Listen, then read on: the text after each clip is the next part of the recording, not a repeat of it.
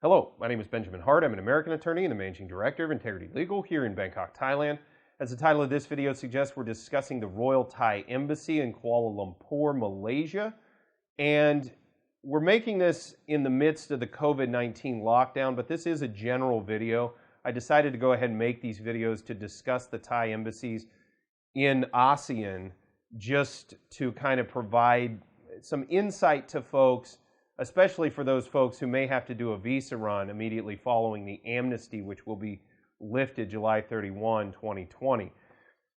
But this is a video for general usage as well. So let me be clear on that. Those who are watching this video, if you're interested in this particular Thai embassy, it's a good idea to finish this video out. So the Royal Thai Embassy in Kuala Lumpur is located at 206 Jalan Ampang 50450 Kuala Lumpur, Malaysia. And something to take away from this video, in my opinion, folks have kind of a mistaken impression, if you will, of how, especially visa sections at Thai embassies and consulates abroad function. And one of the big things I would note is different embassies really do have different ways of processing things. And sometimes they even have different documentation requirements.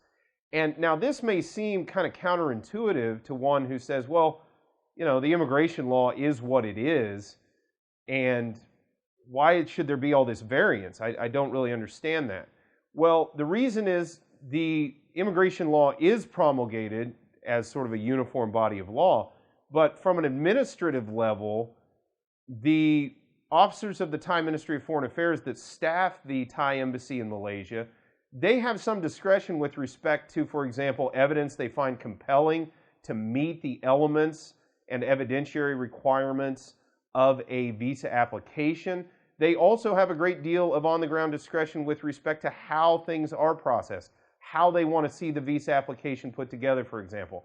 They collate it a certain way so that they can efficiently adjudicate these cases. So again, different embassies are going to do things slightly differently. So I see a lot of people that come to me and say, hey, you know, I did a visa application at the Thai embassy in Phnom Penh, Cambodia, and it's totally different to the way that you do things at the Thai embassy in Malaysia. Well, yeah, that's kind of the nature of the beast. The staff at these embassies, the staff at these Ministry of Foreign Affairs posts outside of Thailand, they have some on-the-ground discretion. One also has to keep in mind, visa adjudication and issuance of visas as well as admission to a given country tends to fall under the sovereign plenary power of that country's governmental apparatus. So this isn't legal in the strict sense of the term. And for that reason, the immigration officers are at land borders, as well as Thai consular officers at embassies and consulates outside of Thailand, they have a great deal of discretion stemming from their plenary power or stemming from their authority under the plenary, under this plenary cloak, if you will, to ask for various things. They can make factual requests. They want to see more documentation. And they can make factual determinations with a great deal more latitude compared to other types of government officers who have to more strictly adhere to, I hesitate to say the letter of the law because that's not what's going on here.